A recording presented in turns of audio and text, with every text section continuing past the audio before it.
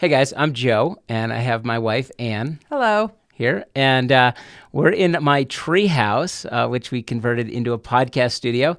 So me and Ann could have some conversations, and it's mostly a way that I could introduce my wife to the world, and because she's not usually as forward on social media as I am, and also just to have these conversations that inspire and challenge others. And today is going to be about how to build wealth. One of the ways we did that, and not just in the category of building wealth, but how to do hard things and build wealth. And that's kind of been our strategy. And we did that through Airbnb.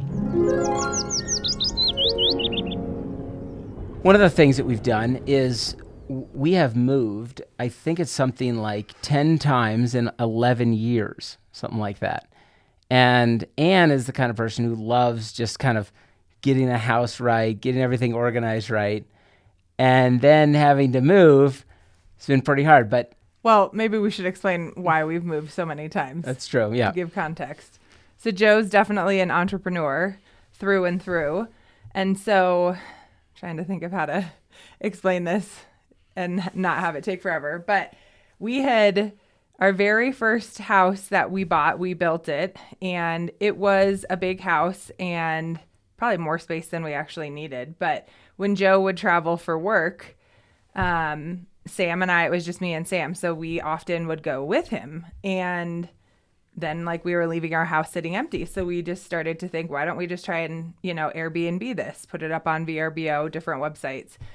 And it started renting while we were gone. But then it was this huge process of putting all your personal stuff, getting it locked up, making sure it was ready. And there was a point where it just didn't always feel worth it. And so didn't we start putting it up for a lot more money? And Well, that's quite a story. So it's interesting how you tell the story and remember it now. I might tell it a little differently. So as I remember the story is, well, first we bought a house that was more money than we felt like we could afford, and that's part of what we're talking about in this podcast, doing hard things. So we'll figure it out. Okay. And then we ended up having 2 or 3 tenants in the basement. that's true. We did. For a while. Yeah. And we got kind of sick of having tenants, and I was sitting in a hot tub with this guy who's telling me about this new program called Airbnb that came out. And I'm like, really? This is awesome. I got some pictures of my house. I put it up very quickly and bam, I was like, wow, this thing just booked. Right. And then me and Ann sat down and I said, hey, honey, hey, what do you think about going on an adventure this weekend? And we booked the house and we found out at that time we left everything in the house. We didn't even lock anything. We didn't know what we were doing. Yeah. And then we realized, we got to do this a little better. And so we just kept booking it. And then whenever we didn't want to leave, we would just cancel them, and I'd be like, this was working great. I'll book it. And then I'll just cancel whenever we don't want to go, or we don't want to travel. I think some of it though was when you were traveling for work. Well, that's what I'm coming. Yeah. So then I talking on the phone with the Airbnb person, and they're like, you have a beautiful house. I think this is a book for a lot of money, but you've got the worst score I've ever seen. And he said, a score? There's an Airbnb score. He says, yeah, you don't get to see it, but if you cancel somebody, it destroys your score, and you are canceling people all the time. And I said, well, we got to live in this house. I got a wife and we got a baby. We can't just and she said, well, what some people do is radically raise the price when they likely don't want to travel. And so she agreed to reset that score, and we radically raised the price. And when we reset the score and raised the price, people kept booking at that higher price. And that's when Ann and I sat down and we were like, well, we don't live in Maui, so let's just buy another house and let this thing just go. Mm-hmm. And that was our first massive passive money generator. And then we moved to another house that was a complete dump at first, completely redesigned all the landscaping, redesigned the whole house. And that house ends up being number 3 on Airbnb in Colorado Springs while we're living in it. And so that was just the beginning. We just had to keep moving. It was just this pattern then over the years, we would buy another property, live in it for a while, get it all set up to go on Airbnb. So over the last decade, we moved 10 or 11 times, something like that. So That was definitely a hard thing because for me as a wife and a mom, like my house is like my nest, my sanctuary, like where I spend most of my time, which for Joe it wasn't that because he was going to work every day and especially with a baby, it's like just so much easier to be in your own house as opposed to like traveling and sort of being out of routine. And so initially, it was hard for me. There were definitely times where I was like, I can't do this anymore.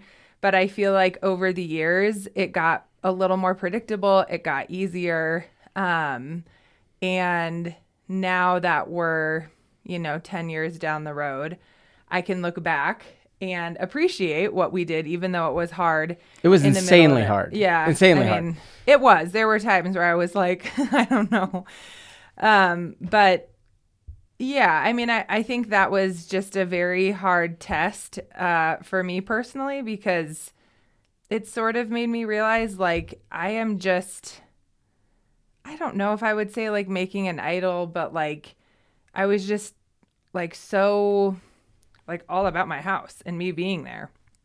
And I guess this whole process just sort of taught me that like material things are fleeting, like so many things in your life can change and like moving to a different house is like just I don't know, not that big of a deal in the end, even though it's really hard. And so I guess along with motherhood, it just taught me to be so flexible and willing to roll with the punches. I mean, I will say that now that we have, more kids and it was a lot easier with just one kid, but the appeal of it is definitely gone down because there's, 6 people in our house now instead of just 3. But I don't think we're really in that pattern anymore of continuing to move. But yeah. We're about to.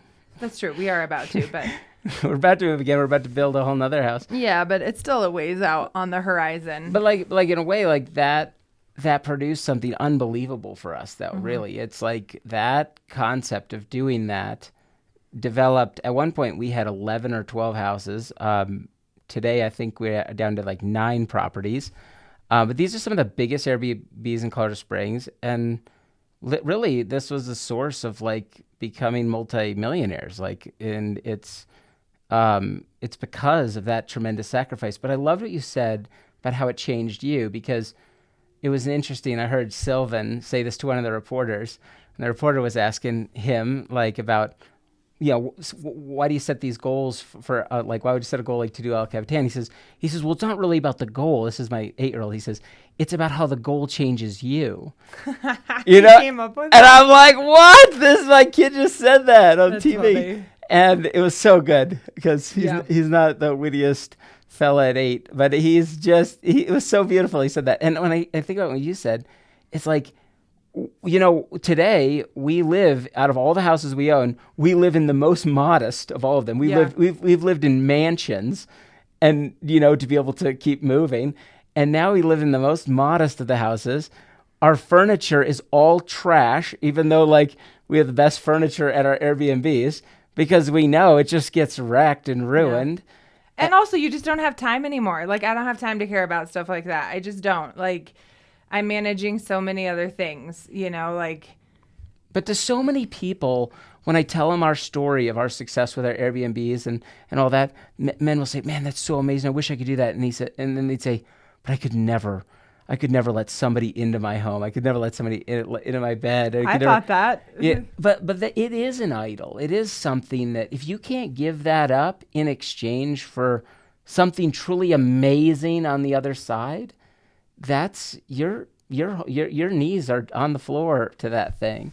And I think it changed me. It changed you in the most profound way. And when you do hard things, it's just like Sylvan said with a goal. It's like, it's not about like the goal. Yeah. It's about how the goal changes you. And we are so much better today because just as people, because of what we lived through. Yeah. And what we sacrificed through. Yeah.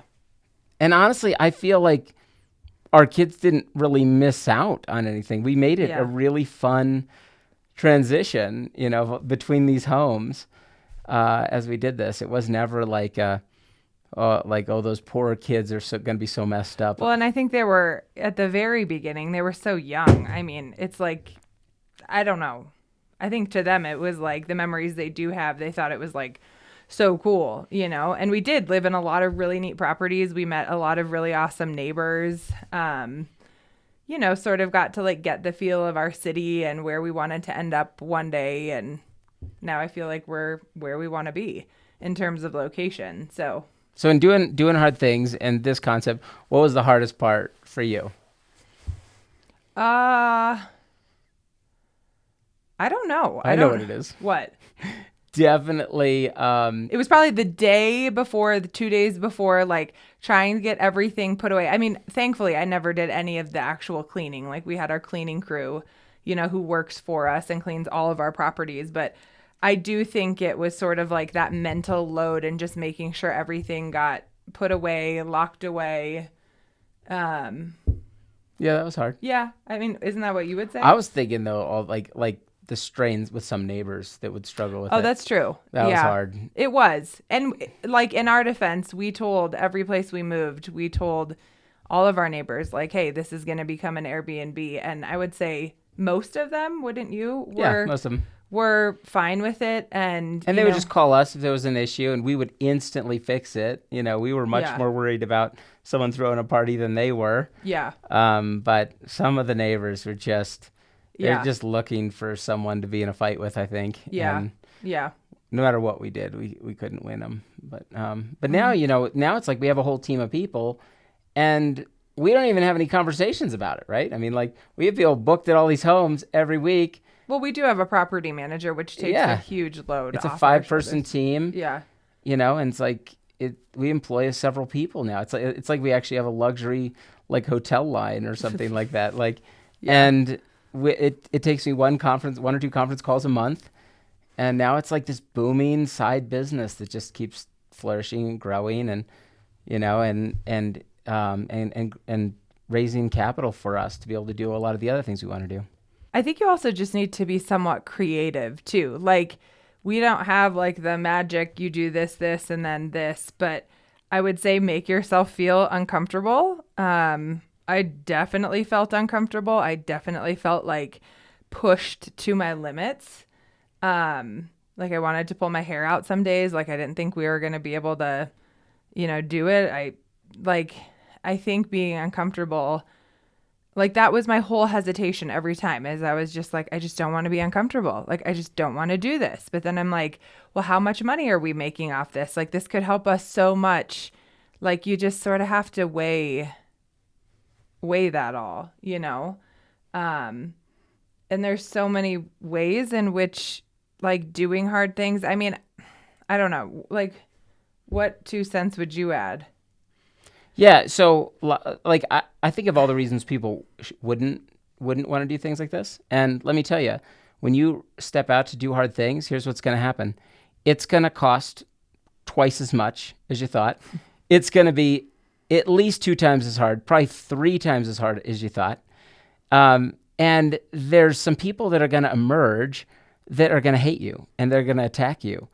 And every single venture we have been on, which is many now. Right. I mean, from business to like outdoor stuff. To launching nonprofits. Yeah. Anything. Like the whole thing. As soon as you get out there, someone is going to come at you and attack you. And so it's like, but that is the pathway to flourishing, freedom, life, like having the things you want. You know, I talk to any entrepreneur or any person that's done something really hard.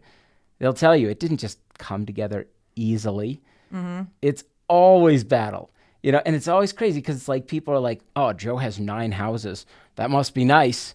You know, but it's like, oh, you want to talk about what it took to get there? Like, come talk to me. Yeah. Yeah. Let's see how your wife handles it. Like, hey, honey, tomorrow we have to pack all our crap up and put it in the garage and lock it, and so that these guests can come, you know. Usually and then we had more of a heads up than that. But. And then every once in a while, like they do throw a party and something that you really prize in your house gets damaged. And that's hard, you know? It is.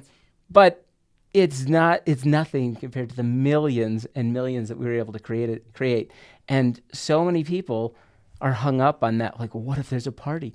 What if this? And it's like, what are you talking about? We're talking about developing an empire, like not in like 20 years, in like 3 to 5 years, you could build a full fortress for your family if you're willing to take the risk, if you're willing to do hard things. There are many pathways to build generational wealth. Airbnb worked for us, and it partly had to do with, the season of Airbnb and the season of us and the season of our city.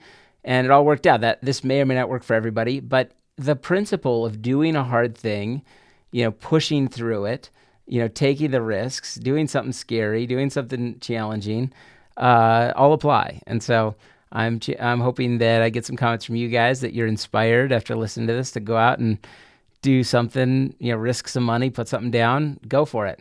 We encourage you.